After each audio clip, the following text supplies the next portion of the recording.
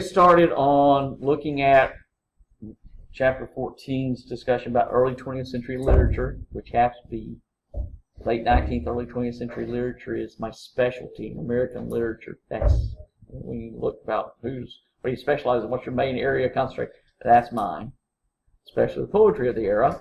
So you're in trouble. We are going to talk a little bit more about the music and the style and the dynamics that occurred there. We listed some of that last time when we talked about the advent and development of jazz. I did about of blues. We listed some examples of that, and for the online students, I'll try to post you some links to some of those so you can watch those. But also we have development and changes in other areas, including such things as opera started changing a little bit.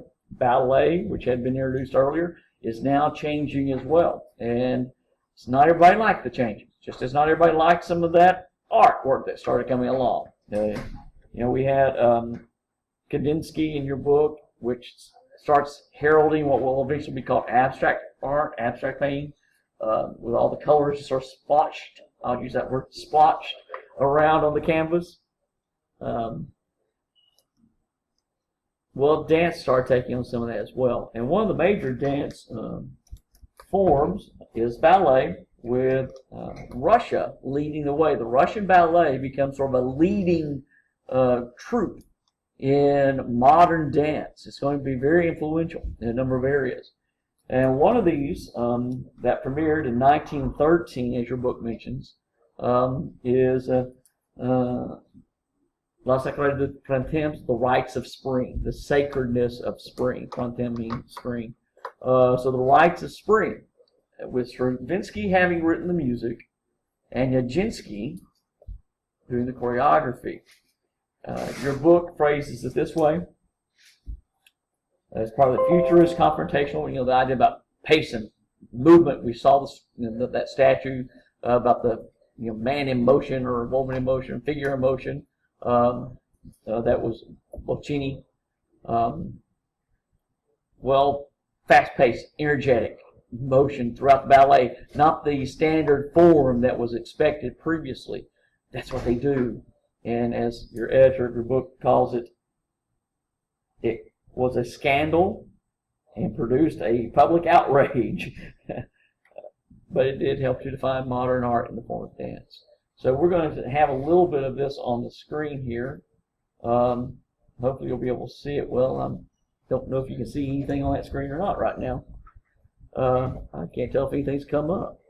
So we're going to go just a moment. Could you get the lights for me, someone? I've pushed the buttons, but nothing seems to have occurred here. It is a little dark in this one. Go ahead. Yeah, let's push the button again. Push the button again. Push that button again. Push this button again. Come on. Finally. Push the button enough times, something will finally happen. Those of you online watching this, sorry, yes, we're in the dark, but luckily my hair is white enough you can still see me.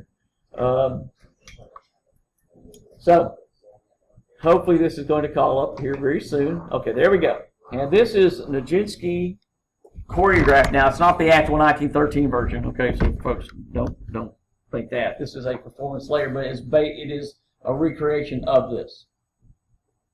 We're not going to watch all of it because it's over 30 minutes, but I just want you to see some of the stylistic techniques that goes along with this when you hear the music.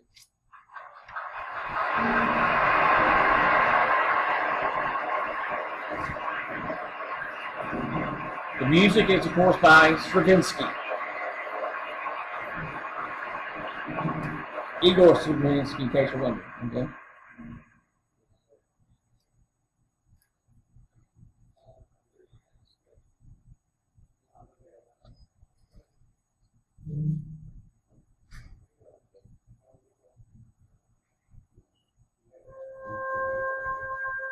Here's the plaintive notes. Right to spring. Guys, you need to be listening or not be here. So you have the oboe starting off with the sort of plaintive aspect. Again, right to spring. We're setting up the notes. A little prelude that's occurring. But do you hear the slight disconnects there where the sounds are not quite matching it as well. And then suddenly here it comes back again. And then you're going to have the clarinet come in.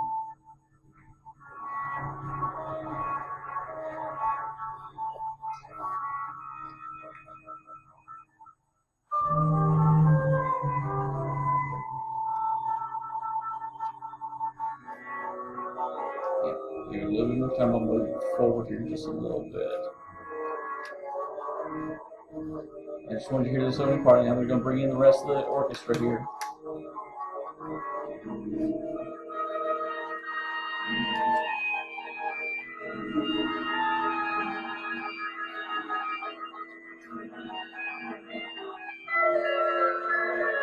You hear how the music doesn't quite seem to give almost a surrealistic aspect to it, the sounds of it. And we're going to jump ahead a little bit. And here's the opening of the actual dance.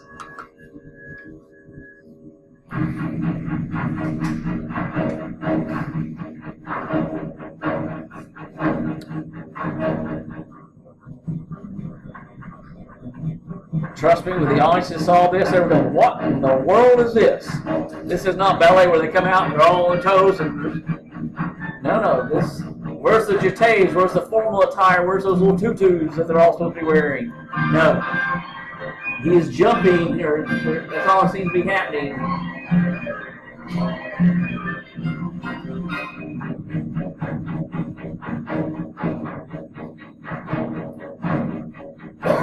And she's just offering it. They're going, wait a minute, what are these jerking motions with the hands? And this is not standard ballet. This is not what they were expecting.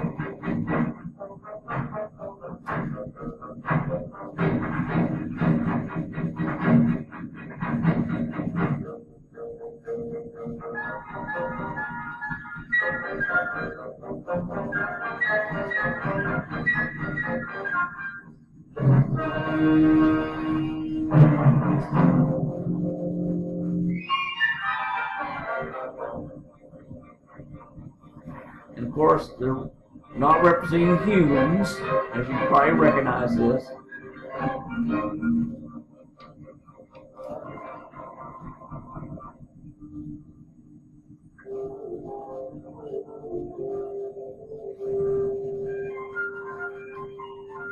If any of you have ever seen the way Julie Tabor did The Lion King on Broadway, with the use of the puppetry figures and the motions and the dances that they do, you'll see a correlation to this.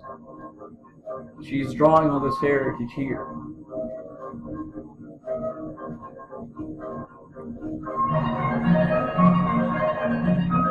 With the elaborate makeup that was used, the details here that were offered, this did not fit the standard image of ballet and what it was supposed to be. The music, the sound, the loudness, the energy, the intensity of it, none of that matches what they would have previously have seen.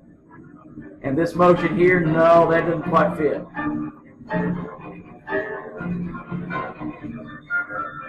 We'll give it just a couple more minutes. I want you to see, this is how suddenly modern dance comes into in the early 20th century, 1913. And all this is occurring. Because we looked at the futuristic aspect, movement, speed, intensity, all part of it.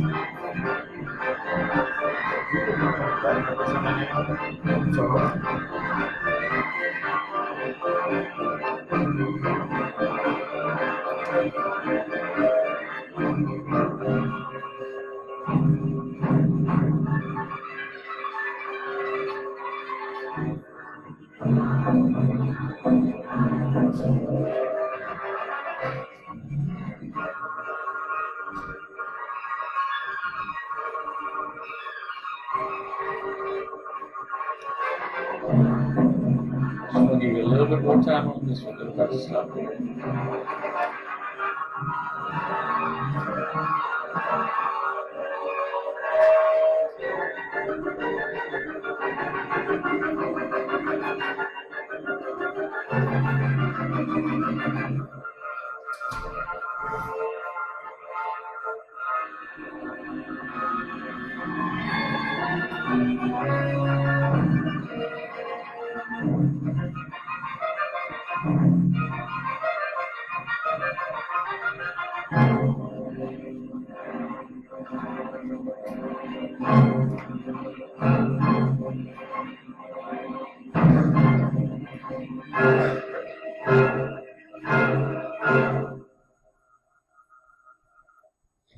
You get the lights back on.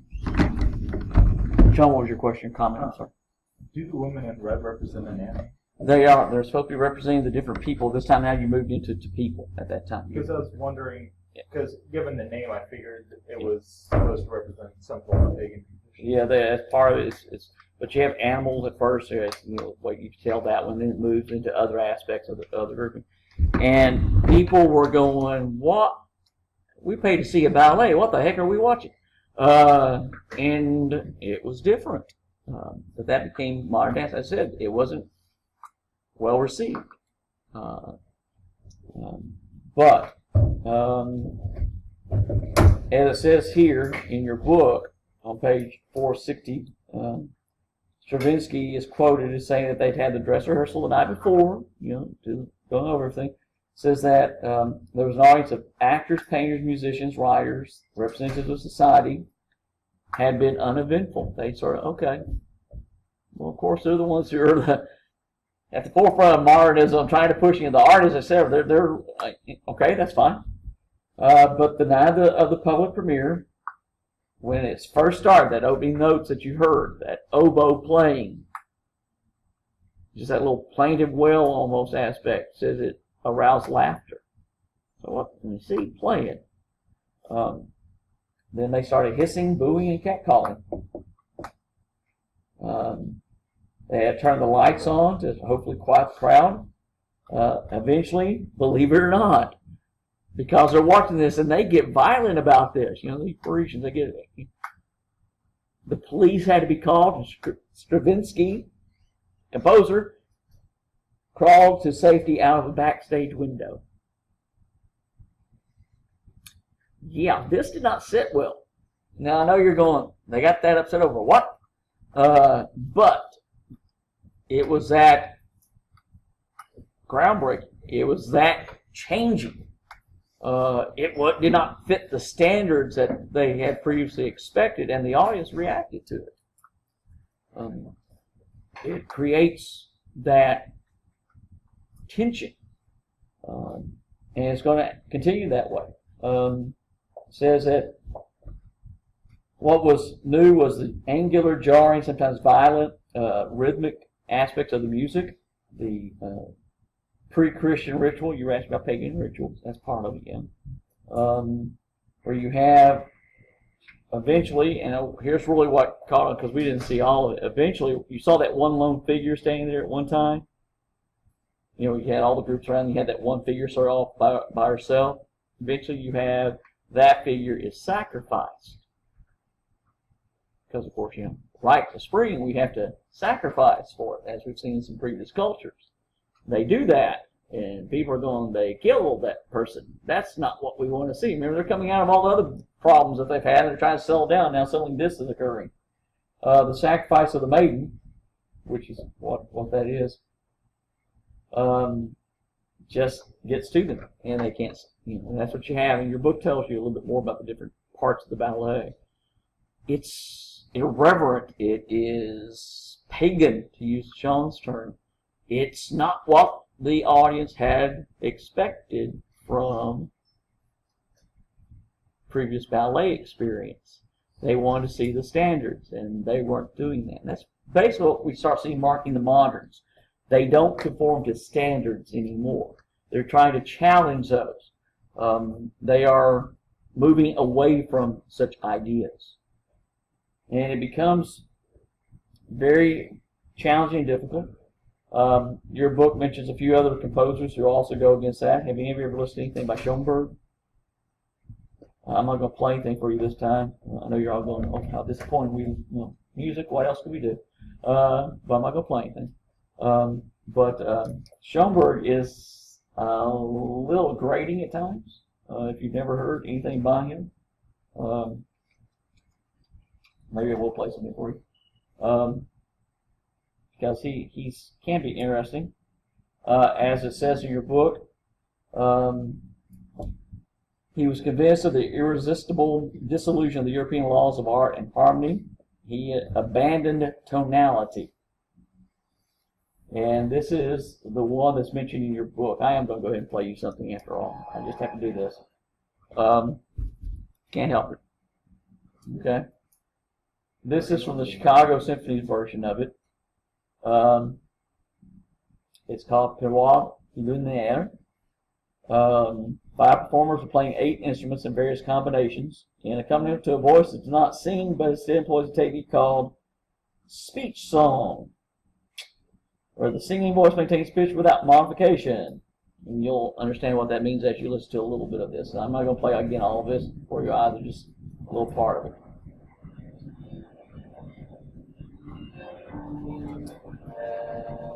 The audience is, the orchestra's not warming up. You know, you think, oh, they're just warming up. No, that's what they're playing. Now they're getting started again. Again, it's a very limited orchestra, not very many. As it says here, he has just a limited group. 5 performers playing 8 instruments. They vary back and forth. So you have these, and again on the screen, I'll raise this up for you guys so you can see this. And there's your one who's going to do this speech song.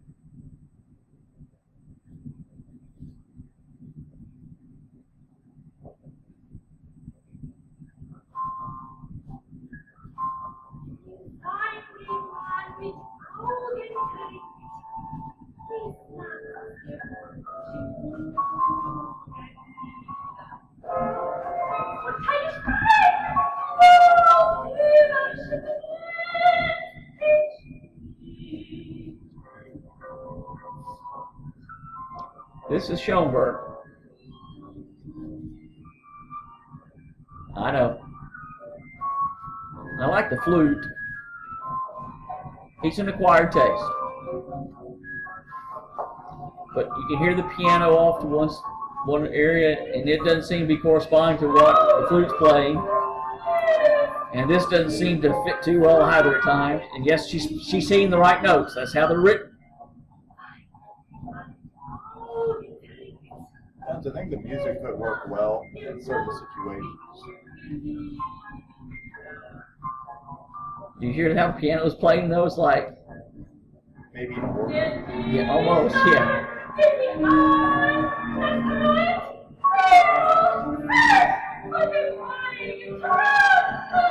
Those are the actual notes.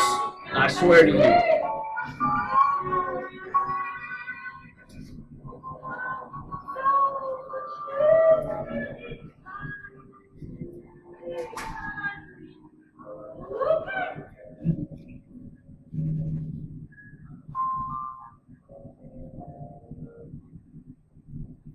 Okay, we're going to stop there. Just give you a little taste of what modern music, modern dance was becoming. And now you know why I really like Vivaldi. Sure it wasn't that bad. Oh, yeah. As I say, he's an acquired taste. I will admit it.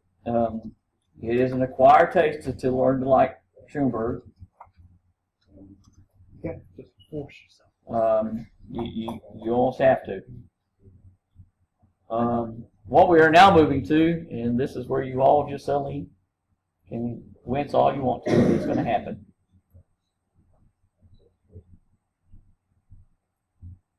Pretty good. There it is. Okay.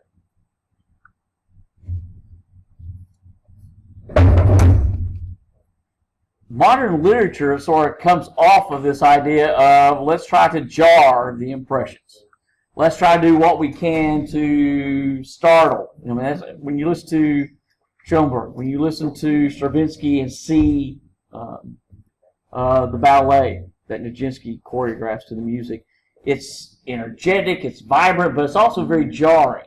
It doesn't fit necessarily the standards that where you come in and you expect it to go. The notes don't just roll over you, fully. And even with Mozart, who likes to also at times jar, but even his have the pattern, the rhythm, the pacing that, okay, you can go with this. Well, modern literature starts coming in that same way. It starts trying to bring in some of these elements. And you'll have actually coming off of some other writers, such as Walt Whitman, who had earlier written in the 1880s, earlier than that actually, had written Leaves of Grass, where he didn't worry about rhythm and rhyme. He didn't worry about standardized line format. He came in with different techniques.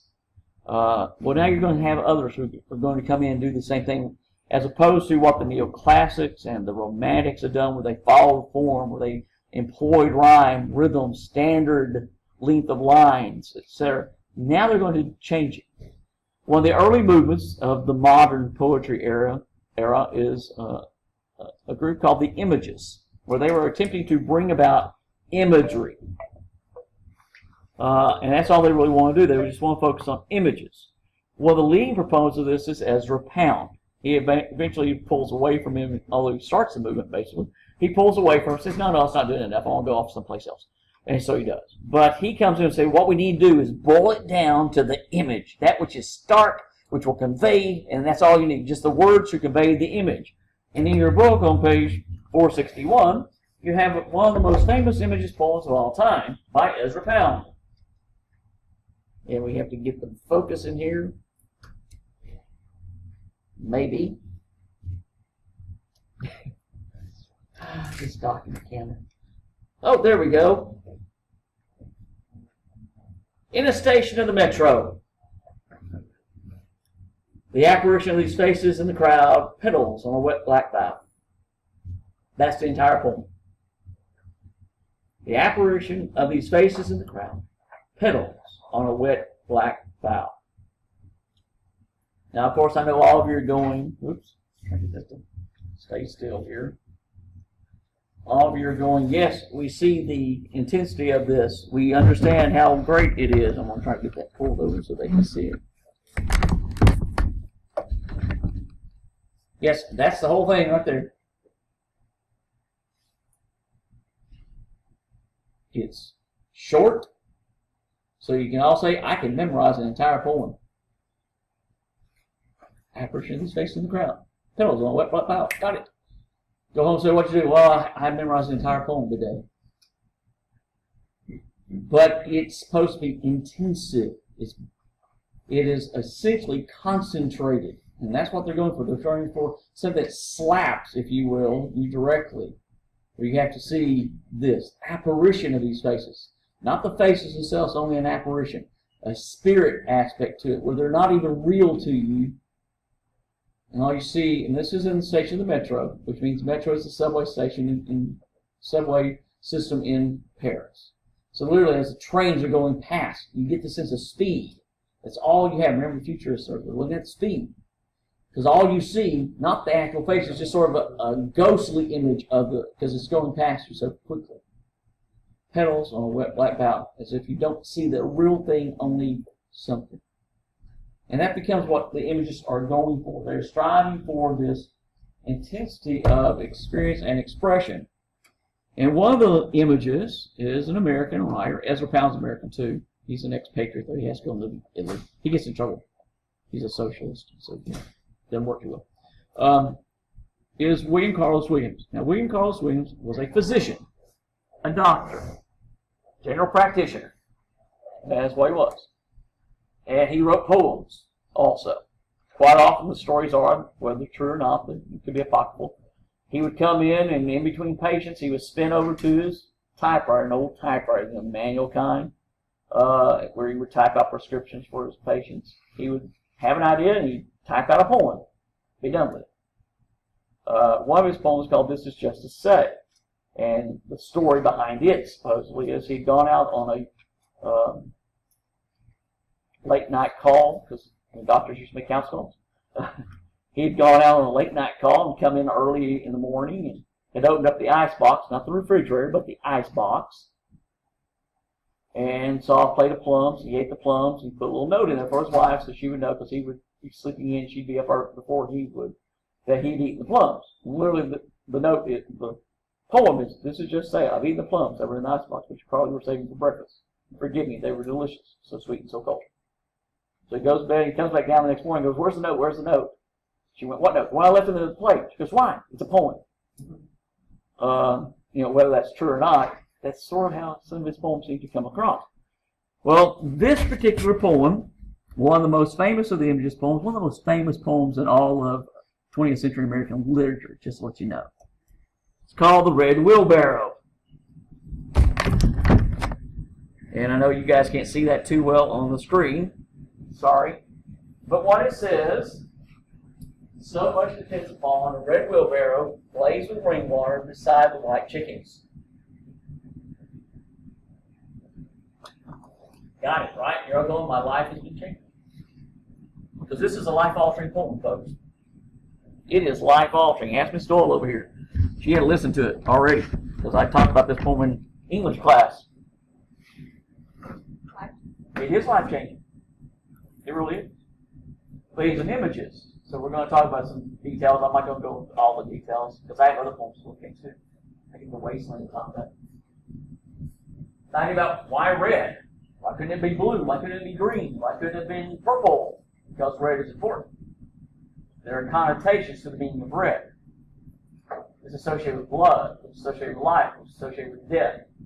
It's associated with vibrancy and passion and feelings. All right? And notice that it's not wheelbarrow, one word, as it is in the title. You can see the title of this one. It says red wheels, and you go to the next line, barrow. So suddenly you have a separation there. Because barrow has meaning. Of course, we all know what a barrow is, right? It's that utensil, right? The actual tub part. But it's also the mound of earth over a freshly dug grave. You suddenly have a connotation of death involved here as well. But you also have wheel. We know what a wheel is, right? It turns. Of course, you need the image of a cycle. And of course, you all know which cycle you always covered in your science classes, right? What's it called? The life cycle, right? Well, down here it talks about blades of rainwater, and suddenly it creates another image of another cycle you covered in science classes. The water cycle, right? And of course, we know the life cycle, the water cycle, all has to do with life and death. Same thing as the red does. Same thing as the barrow does. Same thing as the chickens do. So you have chickens. Of course, we're the egg image, of course, life and death situation, right? You have chickens, though. Why do we raise chickens? We eat them, right? No. But to do that, we have to kill them. So life and death. Death, so we have life. Of course, the image of the egg is Sean was just talking about. That's the life-death cycle as well. All that taking place within the poem. The other aspect of it, I did not what depends upon. Well, of course, red, wheel. Red, we also associate with passion, energy, fire. The wheel, we've covered this before. I believe humanities class a long time ago, back at first. Talk about the rise of civilization. Civilizations are able to develop because of the discovery of fire and the invention of the wheel. Red and wheel together. So you can't have a green wheelbarrow, can't have a blue wheelbarrow. Won't work. Now you could have blue or yellow, maybe gold, because those are primary colors too, because red is a primary color. It means a foundational, one that is not made of anything else. It's unadulterated. It's unique, single. And it's all part of this as well. But we need the red for the other associations that blue and yellow do not convey. Guys, you got to put the phones away. I'm tired of it. It's enough. And stop the conversations. If you don't want to be here, don't be here. Go. The result is that in looking at this, you have also the images of the wheelbarrow in every stanza. Each stanza looks like a wheelbarrow. Long handle here. He puts all this into this poem because the images, the starkness, is supposed to stand out. It's simple, but it's stark, and it has complexity to it, which is the same as listening to Stravinsky's music or watching Nijinsky's dance. It's simple and stark, it's jarring, but there's something going on. There's a meaning being conveyed. And so the modern dance, the modern music, the modern writing, the modern art are all trying to jar, make it stand out in some way, but also make us have to concentrate and think. That becomes part of modernism. And this is one of the poems that is part of this. Another one that's in your book, and we'll change this over here. You have a little bit from a few other areas. They give you the entire poem of Wilfred Owen, Dulce Decorum Est. And I'm going to see if our dot camera will work on this one. Gosh knows if it will. Oh, hey, it stayed in focus. Who knew? Okay, you can see this one in your textbook on page 463. I'm putting it up on the screen just so we can talk about it this way. This particular poem is very reflective of the attitude that emerges eventually from the modern poets. They've come through World War I. They've seen a world devastated by a war that is literally devastating to hundreds of thousands. It's no longer simply confined to certain groups. Everybody suffers. The war involved people from every walk of life, from every major European country. Hence the World War. Similar to what the Napoleonic Wars did, because those were also somewhat worldwide, but the devastation in these are even greater, even more. Wilfred Owen is a British writer, British soldier. Your book gives you a little bit of detail called The Pity of War, and you'll see that 1918 is the day of his death. Yes, he died during the war, and it tells you that he was killed in the war, 2 weeks short of the armistice. He actually had been from a common middle class background, sort of gone off to college, was trying to find his way in the world, and had been interested in writing. Then, of course, the war comes along, so he goes off to war for his country. He is wounded, sent to hospital. They don't say the hospital; they say hospital in England. Sent to hospital, and eventually sent home. And he's going to be cashiered out. He's offered the opportunity to become one of the trainers, just go to one of the camps in the country, train the next group of soldiers who are going to go off and fight. And instead of doing that, he accepts being recommissioned into the field. And as I said, he dies 2 weeks shy of armistice. 2 weeks.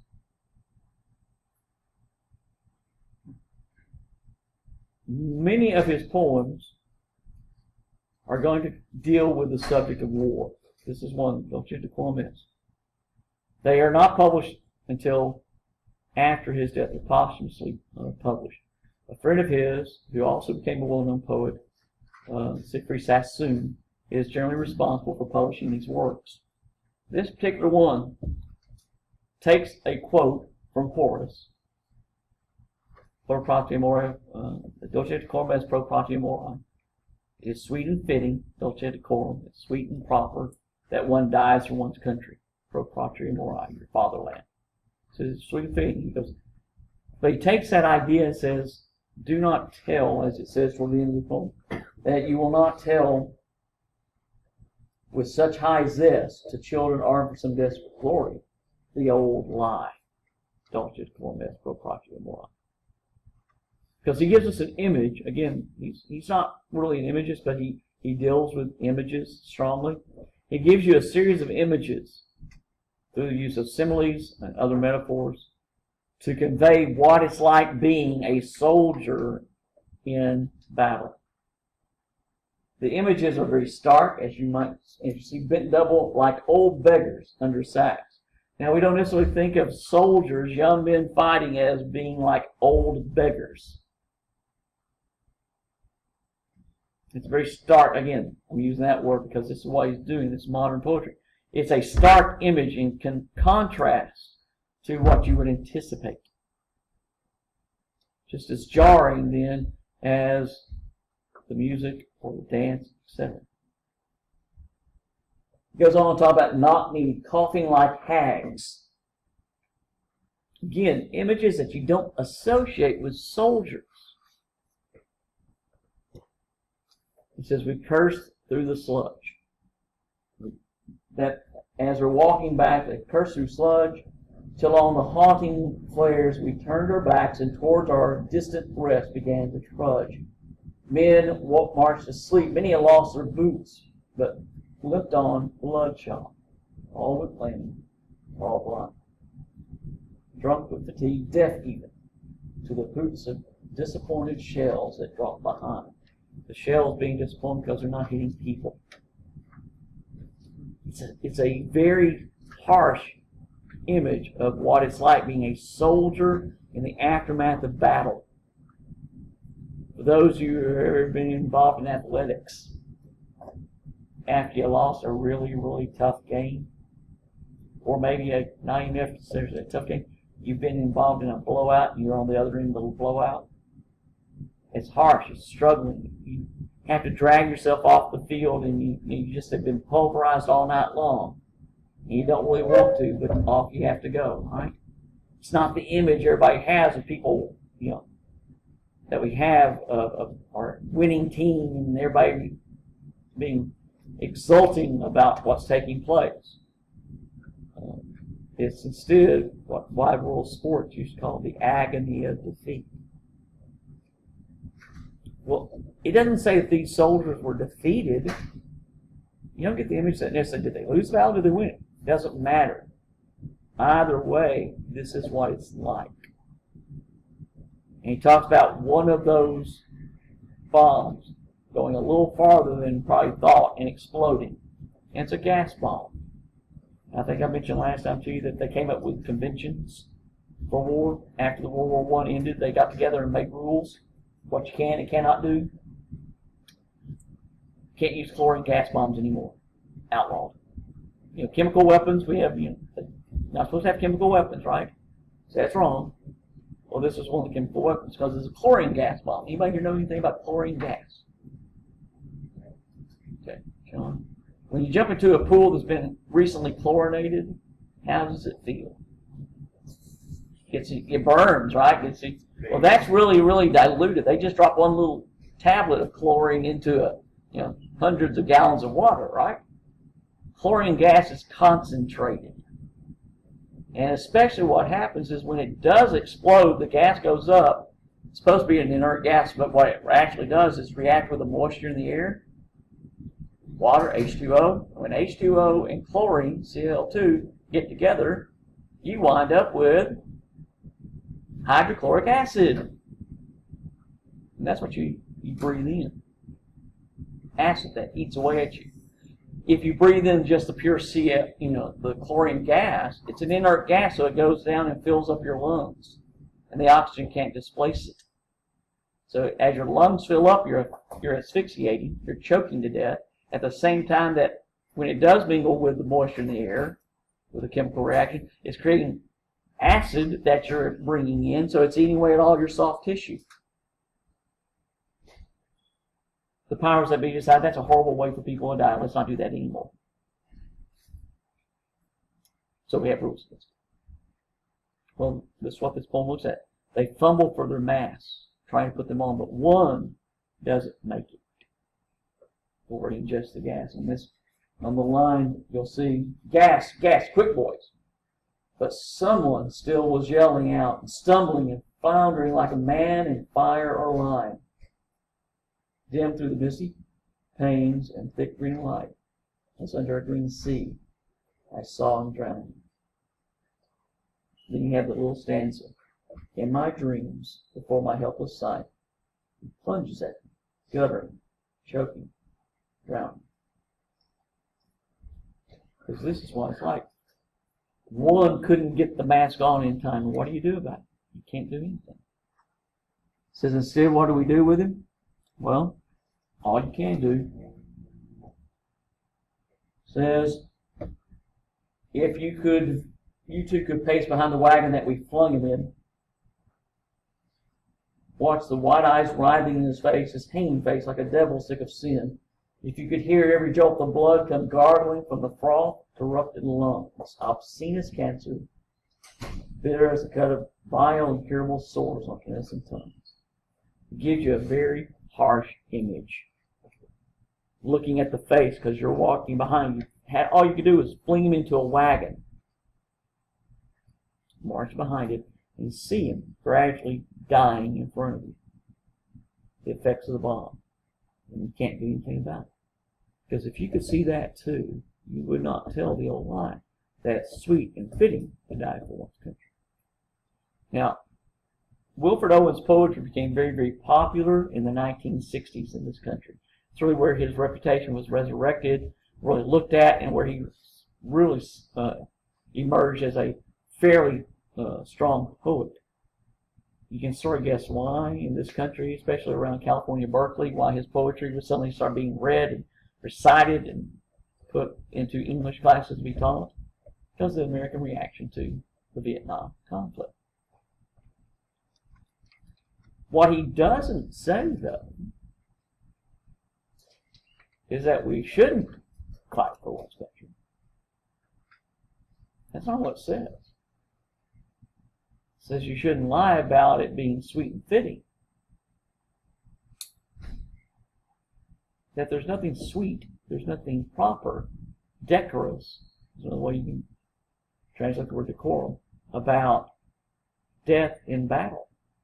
And not only that, it's not even glorious battle. This individual does not die a heroic death charging the enemy, right, and taking the hill, to use an image that we associate with Teddy Roosevelt, stand on a hill and charge up, taking it. This person doesn't die that way. This is a spent bomb, one that's, it's supposed to be exploding behind, and somehow it shoots farther than it's supposed to. Exploding supposedly harmlessly behind them, right? Disappointed, but this one makes it a little farther.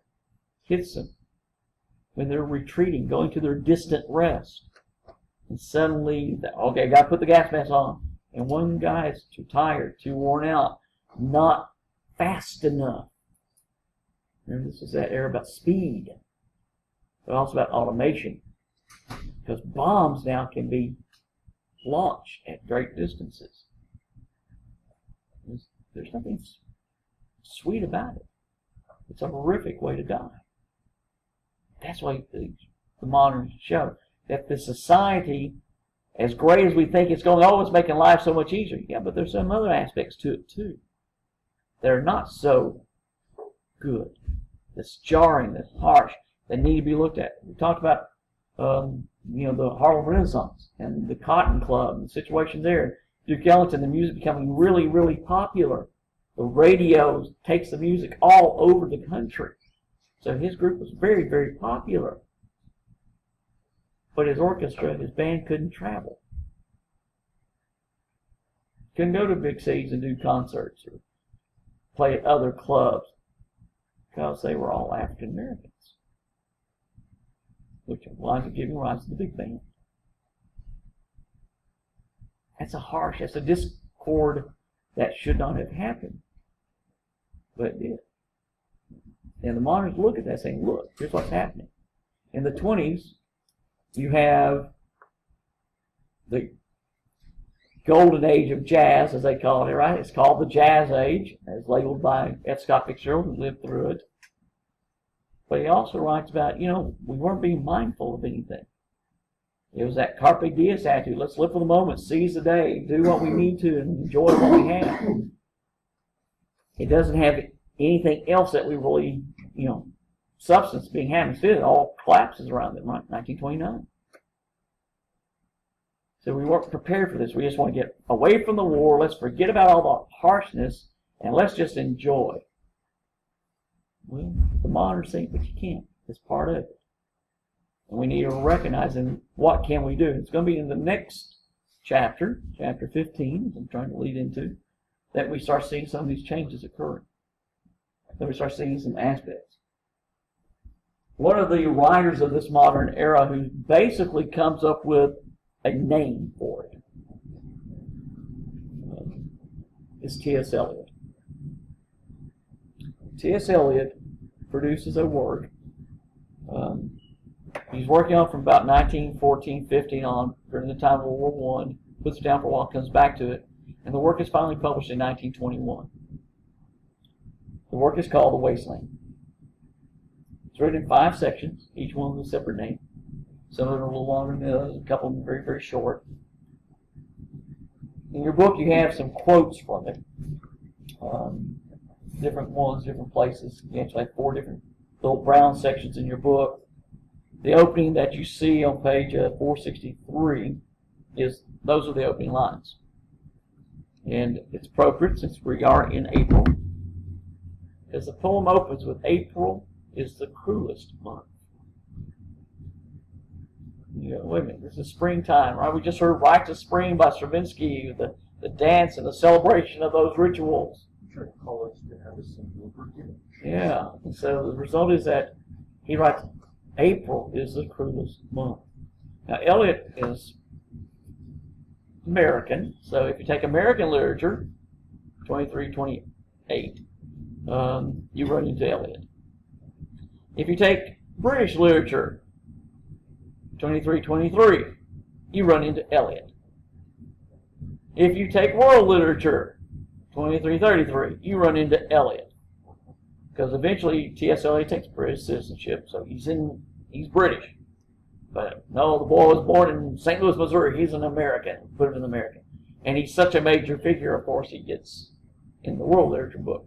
He's that major of a poet. What he does, he essentially, as some people like to say, some critics say, begins modern poetry.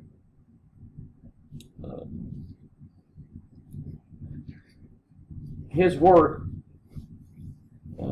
this is how Sayre says it, reflects both the erudition of a scholar and the depression of a classicist who feels that the tradition he values is in jeopardy of being lost. If you read T.S. Eliot's works fully, there are a number of allusions throughout his work. He'll just put things in the Wasteland, there's all sorts of references in there.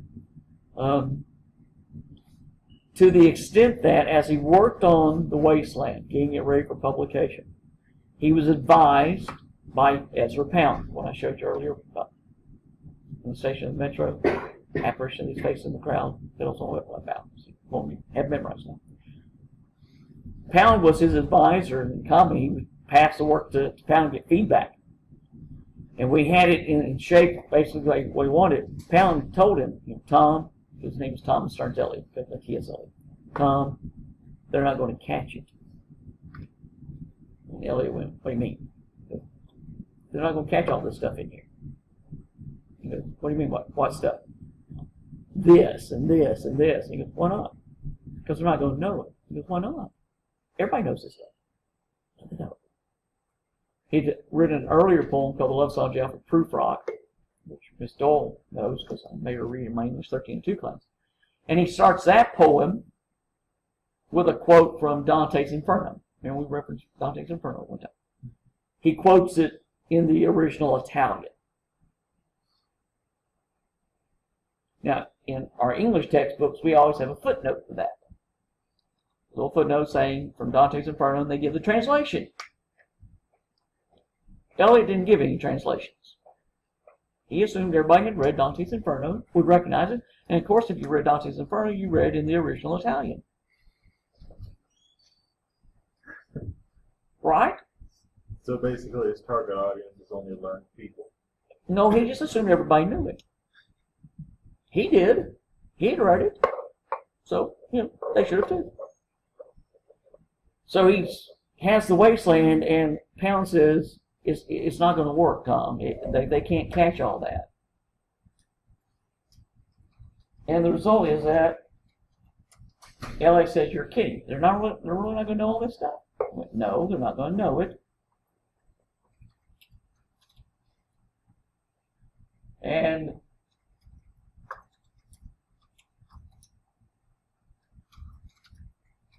what he wound up doing, at the advice of, if I can get this to it, okay?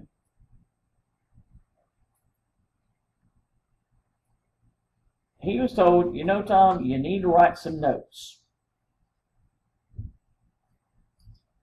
Give them some notes. Let them know what you've done. And so he went, okay. So he wrote, to accompany the publication of The Wasteland, some notes. They're longer than The Wasteland, basically. I've called up on the screen. I know you guys can't see that too well online, but I'll try to see if I can raise that up a little bit. Okay, so this is the first note. Oh, that's why you can't see it, because it didn't push the button, it didn't happen. Try it again. This is the first note, the opening part of the note. Not only the title, in the wasteland, but the plan and a good deal of the incidental symbolism of the poem were suggested by Miss Jessie L. Weston's book on the Grail legend. This was put in later about the ritual romance. He didn't include that originally in his note. He just assumed everybody had read Weston's book of the Grail legend. How many of you know what the Grail legend means? Okay? The Holy Chalice, Christ drank from, the Grail. Yeah, so pursuit of that by Arthur's knights and others. Yeah, so indeed, so deeply am I indebted, this Weston's book will elucidate the difficulties of the poem much better than my notes can do. So in other words, if you want to understand the wasteland, go find that book and read it first, because it will elucidate. And I recommend it, apart from the general interest of the book itself, to any who think such elucidation of the poem worth the trouble. So, before you read my poem, go ahead and go read Jessie L. Weston's From Ritual to Romance. Go for it. Then he goes to another work of anthropology, because of course you all have studied anthropology, right? I am indebted in general. One which has influenced our generation profoundly. I mean the Golden Bough. Right? Everybody read that one, right? Okay. I have used especially the 2 volumes of Adonis, Atlas, Osiris. Anyone who's acquainted with these works, which he assumed his audience would be, because of course you folks, college-educated people that you are, right, will immediately recognize in the poem certain references to vegetation ceremonies. You're all familiar with vegetation ceremonies. Fertility rituals. We talked about them in this class, actually. We talked about the sacrificing, all that stuff. That's the opening note. Oh, that explains so much. Go read 2 other books. Then come back to the poem. The best note, though, is upcoming. In it, he makes a reference about the hanged man. He makes a reference about the tarot deck. Everybody know the tarot deck? The cards that you deal out and fortune telling and all that, right? So he uses certain ones. Well, you know, that's allusions, which means you're supposed to, as a reader, oh, I recognize that, and you think of how that applies to the work. What does it bring in to give another level of meaning? Here's his note. I am not familiar with the exact constitution of the tarot pack of cards. He makes a number of references to them, from which I have obviously departed to suit my own convenience. The use of an allusion is supposed to add meaning to a work, so that you take what you know about the other and apply it to this one. But if the writer is just doing it any way he wants to, then you're not going to catch any allusion to it, right? So he's departed to suit my own convenience. The hanged man, a member of the traditional pack, fits my purpose in 2 ways. Because he is associated, in my mind, with the hanged god of Fraser. I'm sure you all think of the hanged god of Fraser when you think of the hanged man in the tarot deck, right? Of course, the meaning right now is, who the heck is the hanged god of Fraser? Another book, okay? And because I associate him with a hooded figure in the passages of the disciples and Emmaus in part 5. So we're supposed to make continued association because that's how he does it. The Phoenician sailor and the merchant appear later. Also the crowds of people and death by water is introduced in part 4. The man with 3 staves. Here's an authentic member of the tarot pack. I associate quite arbitrarily with the Fisher King himself.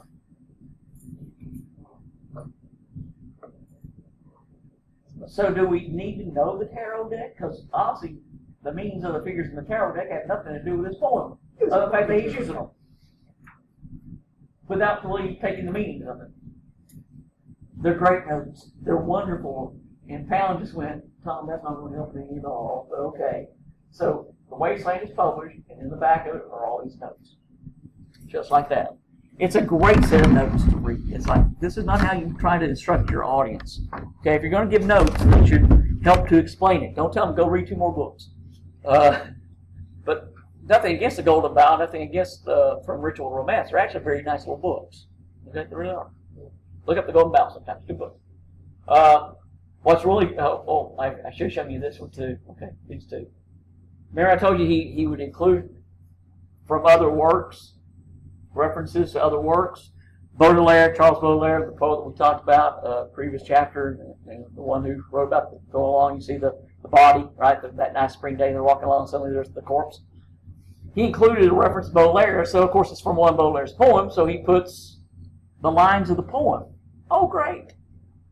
Yeah, he leaves it in French. He puts another reference to Dante's Inferno in there. Oh, great. You look at the notes, it's in the Italian. All of you know you're French and you're Italian, right? Because you're multilingual. Yeah, that's what he did. I told you, the notes are just wonderful. They're just great to read because it's like, he really believed people would know this.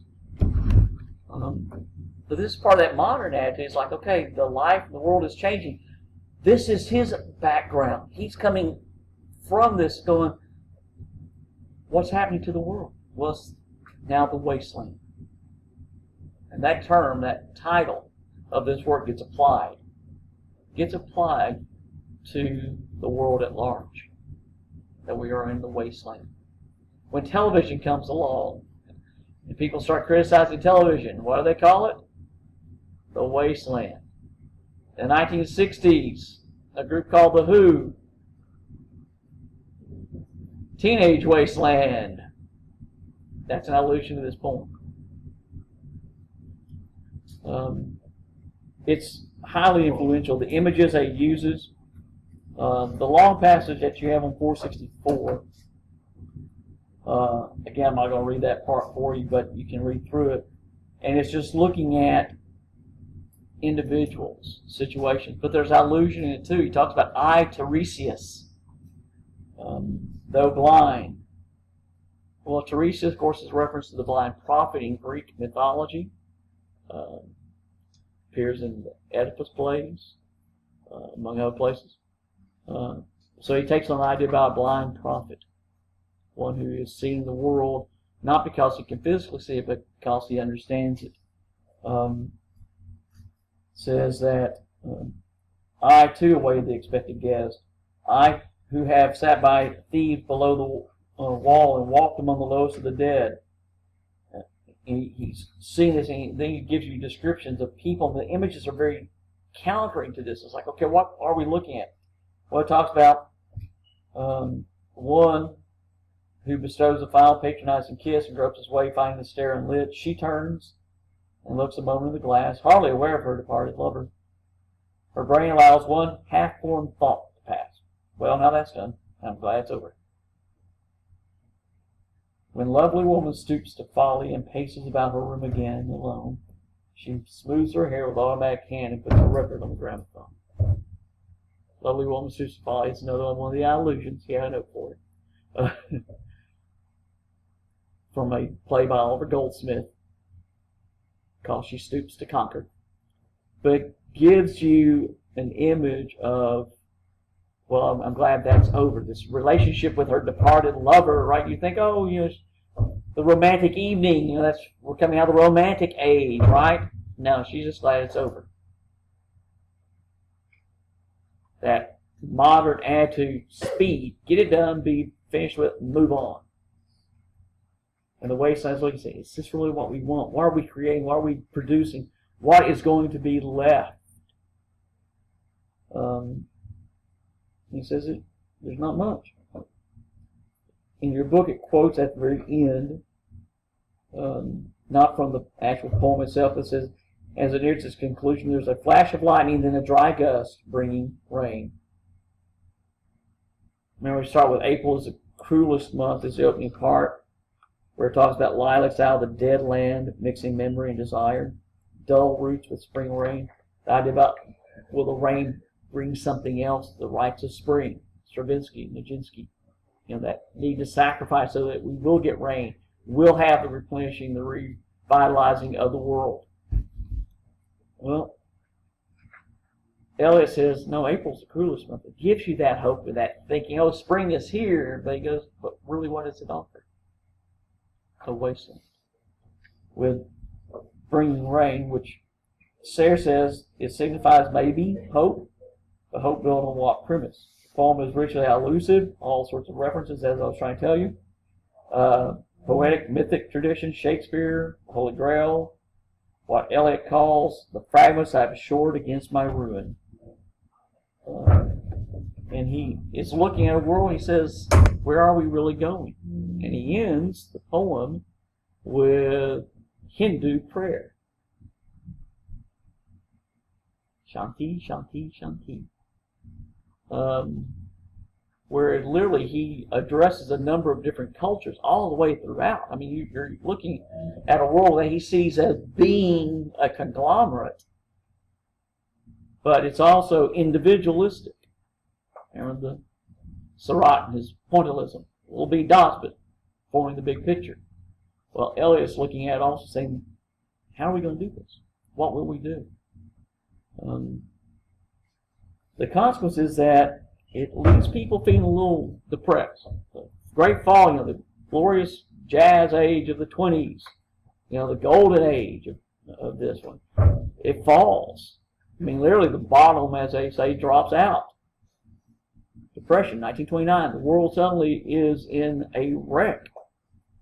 Economies, not just in this country. We always think about the Great Depression in this country, right? It was a depression worldwide. Recessions hit every place. Every place. Inflation was high all over the world.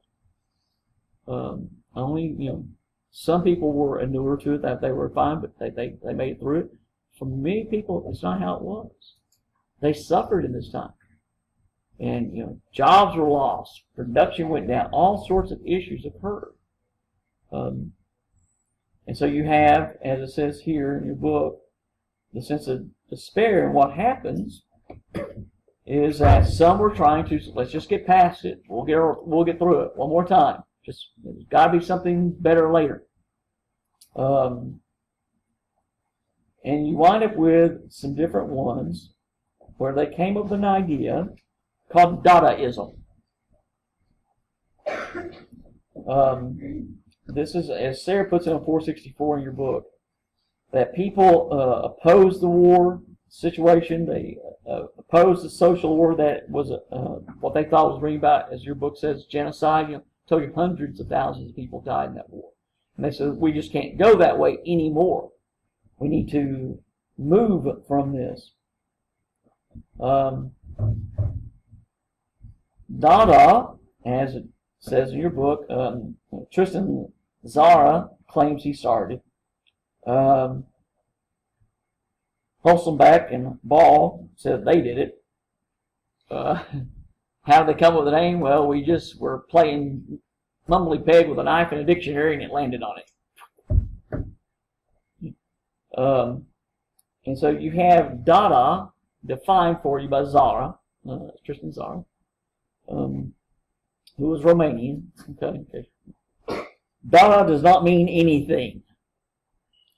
We read in the papers that the Negroes of the Kru race call the tail of a sacred cow Dada. A cube and a mother in certain regions of Italy are called Dada.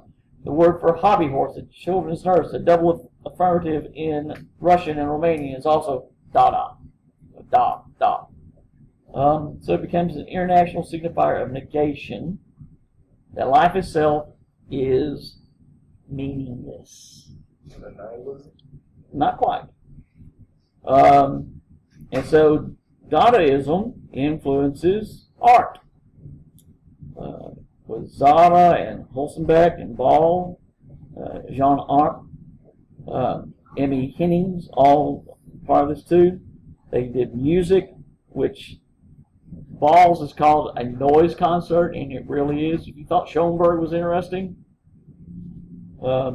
listen to Hugo Ball sometime. He said that language, we have problems with language, because you got all these people speaking all these things. We don't need language anymore, because it's just ineffective. Sarah says debased.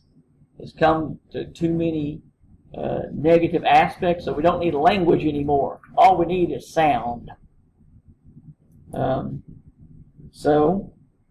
But if you used a system of sounds that communicated via language by definition. So he replaced language with sound, so there is no nationalistic vocabulary in the sense of it is indicative of Latin or Greek or English.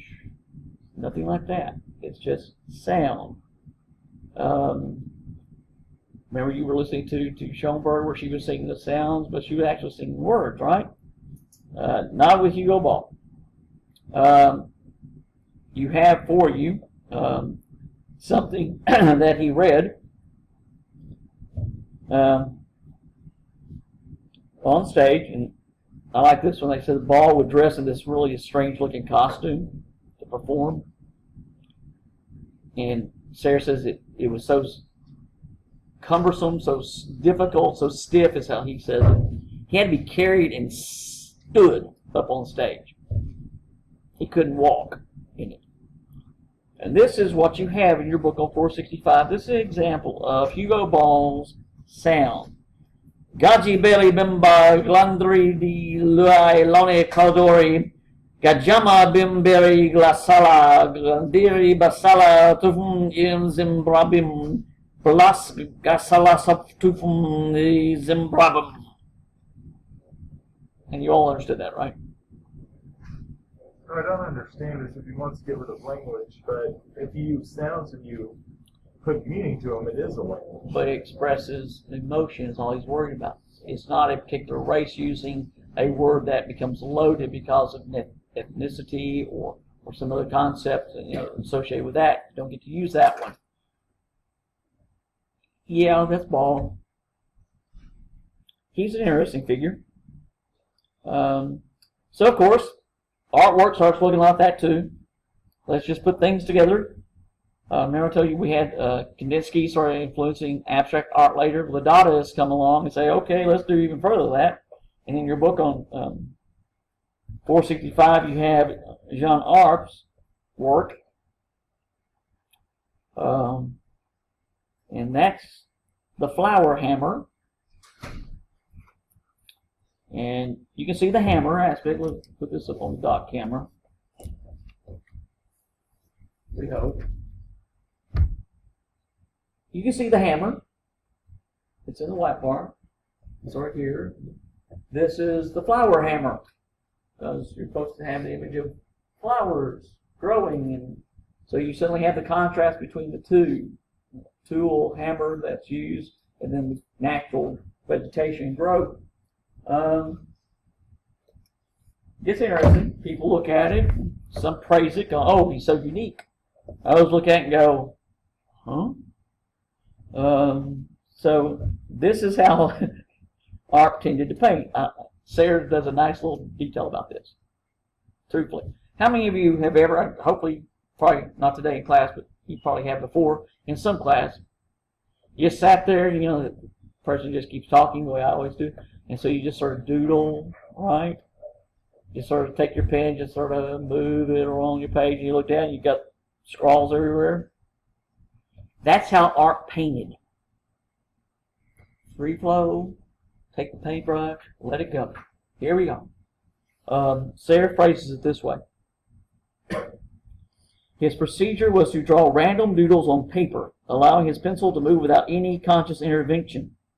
He would then send these drawings to a carpenter who would cut them out in wood. Pieces were then painted.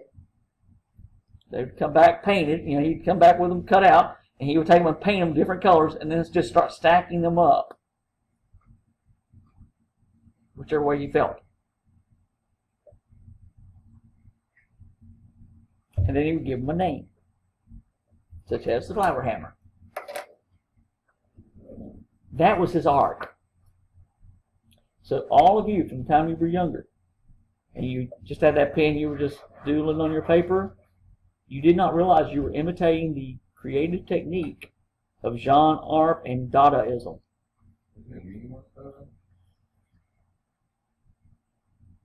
That's what Dadaism says. Life itself is meaningless.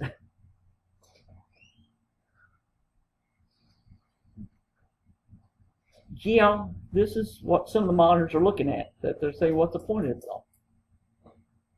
We're just a series of doodles in the world anyway. We go through our little lives doing what we can, just trying to get by the next time. Does it really have a purpose, direction, meaning? Or are we just stuck in the wasteland? Now, some are going to react to that, saying, no, no, no, there is a purpose to life. There's something stronger and more to it than that. We're not doodles that some power that be has created. There's something else to it. But Arp is one of those interesting figures because literally, you can see it's a cutout there when you look at the painting, the artwork, we'll call it. Where I don't know which doodle came up with first, which is why when you look at the top right, oh yeah, I can see the hammer. He didn't design it as a hammer.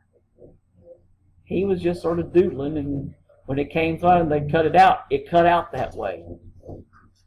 No, looks like a hammer. Okay. Of course, now Freud would have all sorts of fun idea about his subconscious and talking about how that led him to draw these images in the first place, which some started going back and looking at, but didn't always work that way. The result is that you wind up with a really changing world. And the changes take place in a number of ways, with art, with music, with dance, with poetry, and in politics. We talked about Marx and Engels last time in the other chapter. Well, somebody decides to put that theory into actual practice. And what you wind up with is the Russian Revolution, 1917, where they decide, yes, we will get rid of this Tsar, we're going to get rid of this, we're going to put in communism, we will all share equally. But when it came time to share equally, oh, we're all going to share it. Yes, but we have to have somebody supervise. Somebody has to supervise. And so the Politburo is created to supervise. And that's mentioned in your book on page 470. And this is what Lenin wrote about that. We must show the peasants that the organization of industry on the basis of modern advanced technology, on electrification, will make it possible to raise the level of culture.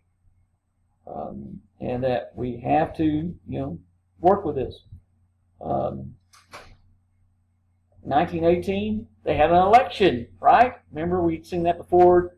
Charles the 10th of France decided he'd call an election, get his people in, lost, so he had to run off to England. Have some friends. Well, Lenin calls it for an election because the people will vote for us because look what we've done. We've saved the country. His party received less than 1/4% of the vote.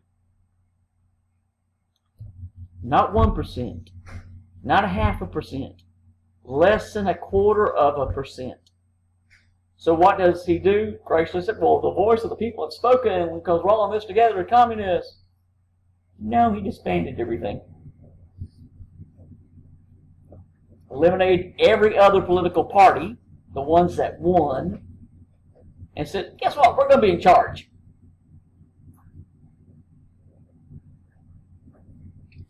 Communism in Russia was born, where you had a group in charge, but everybody sharing equally, but we're in charge. And when it came time for elections, you had one candidate to vote for. Doesn't quite get the practice that Marx and Engels had advocated. Next time we're going to talk about chapter 15, and that's our last full class day. And then we'll talk about the final as well. All right? It's almost like we're using Marx's